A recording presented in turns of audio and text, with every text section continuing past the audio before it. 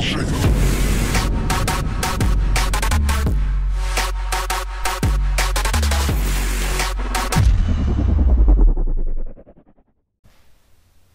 up, everybody? Welcome back to Burnout Bobby channel. We are back working on the drag scooter yet again. Last video, we put the motor in. My buddy Jay was down here from up north in Connecticut, and we, like I said, put the motor in, and then we put the suspension in. Now, one thing we showed in the video was that the suspension wasn't lining up, so we had to cut and adjust it. That was already done, so that was done today. Our welder at the shop is amazing, so I gotta give credit to him. He went ahead and cleaned up the weld here, made a chop up top, which you can barely see right there, and corrected that. So what I'm gonna have him do tomorrow, I'm trying to find it, is clean up the welds on this one that I did, because I have a lot more faith in his welding than my first time welding with that. Also, I went on a little bit of a shopping spree at the shop, and I just bought a bunch of goodies for the bike, so I'm really stoked about that, because I haven't been able to put a lot of new stuff on like any of my personal bikes, because the Ruckus has been done for a long time, and now this is, you know, my other project. So I went ahead and have the anti-wide brake shoes, this with the spring and the clutch, and the clutch hub cover is all part of the TRS transmission kit, so I'm putting all that in there. I got an 835 belt, left side brake lever for the drum brake, got my throttle cable, NCY bearing grips. If you're ever doing aftermarket grips, these NCY bearing grips are amazing. I would definitely go with those. I have my 32mm manifold for my clocking flange. I have my brake adapter here, the brake arm, because it did not have one in there. I have my manifold riser, which is going to go underneath the manifold with the bolts from the shop. The Cooney fuel pump, and then I already had the stator, flywheel, got the no rev CDI, and then also with that header pipe that I was showing you, our welder welded in my O2 bung for me. I had to order it on Amazon or eBay. But look at those welds. This guy is amazing. I'm really happy that we have somebody back full-time at the shop. The first thing I'm going to do is going to be the simplest thing. I'm just going to unplug the factory CDI here and put the orange one that we have in there instead. Now, I've tried this CDI out before on just a regular, like my Ruckus right there, swapping it out between the stock one and then that one. I didn't see a physical difference. I just know from the different forums and people I've spoke with that they always recommend that one for this specific motor and build that I'm doing. So I'm just going to go along with it and put it in there. Then we'll get to I'll put the stator and flywheel on next, and then after that probably the manifold and riser. So let's go ahead and get to work.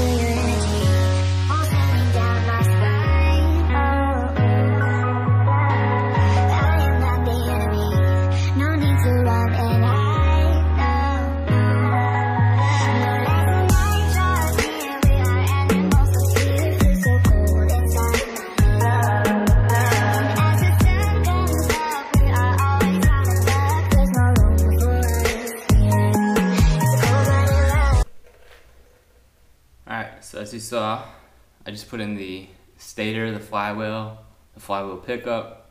I did the CDI. I just put on the brake shoes with the brake shoe adapter. Put back on the right side swing arm piece here.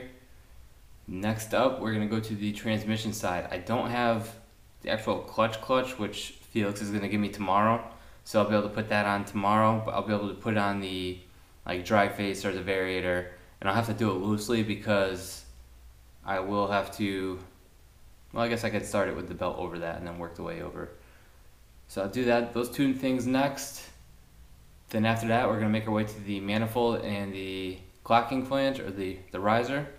And if I have some time left, I'm gonna make it to the handlebars and finish doing up that with the shim and whatnot. Hope you're enjoying it so far. It is hot in this garage. I need to invest in like an AC unit. I mean, it's February and I'm sweating bullets in here, so I'm not having that. Alright, so we'll move on to the next part.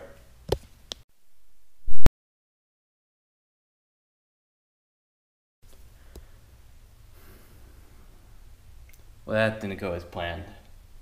I now just realized that I don't have a boss for the variator, which sits on the actual crankshaft in between the, or in the middle of the variator, and that's what the belt's gonna, or it's gonna split apart the,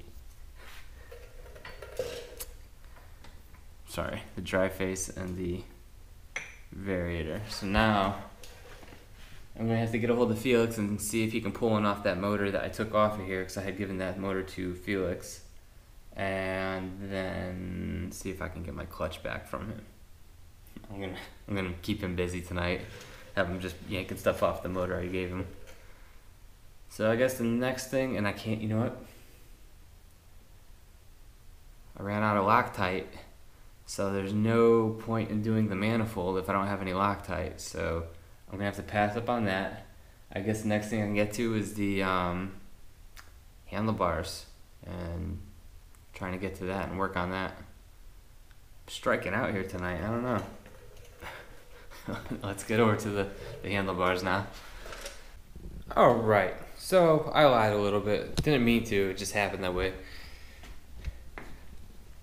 It turns out I did have Loctite, and I already had black RTV, so just like in the clocking flange video for the ruck shop on our page, I put the riser in, then the manifold. Now, unlike the ruckus where the fuel pump just goes at the base, my gas tank is up here because it's gravity fed, so it kind of flows down. I have this Mikuni pump, and notice that this is a 6mm hole right here. What I am going to try to do is, so you can see there's the arrow for the fuel coming in, the arrow's going to have a right going out, that means fuel going out. So I'm thinking I might be able to mount that right there where the existing hole is and make this pretty clean, because then the vacuum line right here just has to go right to one of those barb fittings right there. So it'll make it very, very simple, I guess you could say, because this hose right here will just have to go right to the tank and then to there, and that hose will just have to go from there to the carburetor, which is going to be right, like instant. I will put a little bit of a slack in it for a fuel filter, but otherwise it's just going to look something like that. So I'm going to try to get some M6 bolts and see if I can make that work. So I went ahead and put this bolt in. As you can see, it fits. So I'm just going to tighten this up right now. I don't have any of my vacuum line or fuel line. I'm not going to get that until I get the carburetor, and I can go ahead and see how much I'm going to need, and then I can always buy it from the shop. Tighten this guy down right here. There we go. There's a nice spot for it. I really hope that works, because this carb, if you've seen the Mikuni 32, the thing is huge. It probably will come out right to almost this bar right here. And also, it is a tall carb. Luckily, this has a lot of clearance with the plastics here. My biggest concern is how far out it's going to go. I might have to do some grinding or some modifying for that. Unlike the ruckus, where when we do the GY swaps, we turn it forward. This has less room going forward than it does backwards. You're going to hit the seat. so I'm not gonna be able to run it that way. So now I got the manifold on, I got the black RTV, everything's heating, so I'm not gonna play around with that too much. Got my fuel pump on, got the CDI right there. I'm moving right along. For the coil, I am gonna go with the NCY direct ignition coil, not the traditional GY6 coil. I really like that coil. I need to get my starter, which the starter is like $100 and something. I need one of those. It's a little bit more powerful than the Tide or the Beijing, so I got to pick up one of those. And then of course I still got to put oil in the motor, gear oil, motor oil. Some stuff left to do, but the transmission stuff I can't put on right now. The handlebar stuff I can't do because I was getting tied up with the other things. And the exhaust I'm not going to put on just yet because I need to get an exhaust gasket, and then I'm also going to have to trim the plastics in order for it to fit. Or I just thought about something as I was saying that. I can just open up these exhaust holes right here, these two, and I could tilt the exhaust a little bit further away so that it's not rubbing the plastics anymore, and I could clock it over to the left a little bit.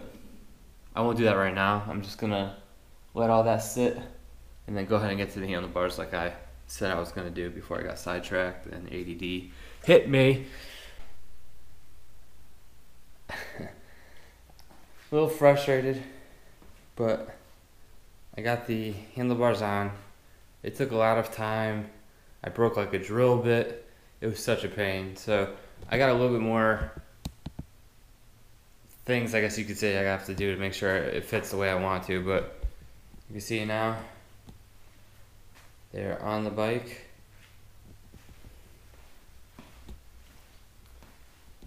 It's a mountain bike handlebar that has a riser on it, a little bit of forward rise.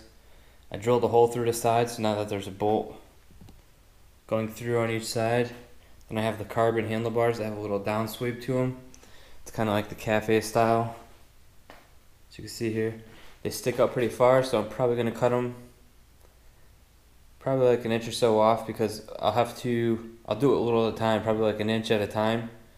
And then I'm going to slide over the throttle tube and then make sure that the master cylinder will still fit before it hits this bend here. So once I can do that and get it comfortable, I can adjust these if I need to lift them forward or back, because right now it's pretty close to the plastics on both sides. So once I can do that and get the bar settled, that will be all done. My carb comes in 2 days. I'll be able to put the carb on and then run the throttle cable off of the new bearing throttle I have. Tomorrow, Felix is gonna bring me the clutch and the boss, so I'll be able to get the whole transmission pieces on. All these goodies, the belt, the spring,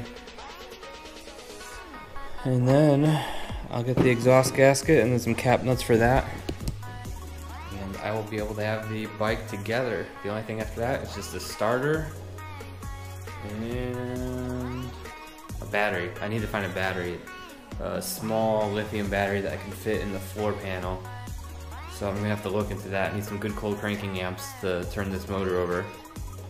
And then we do a little bit of braking, cycle it, run it a little bit, and then take it on the street and roast some tires up and get it dialed in and tuned. So until that happens, there's gonna be a couple more of these like quick install videos and time lapses. Hope you guys enjoy them. Be sure to like, share, and subscribe, and stay tuned for the next one.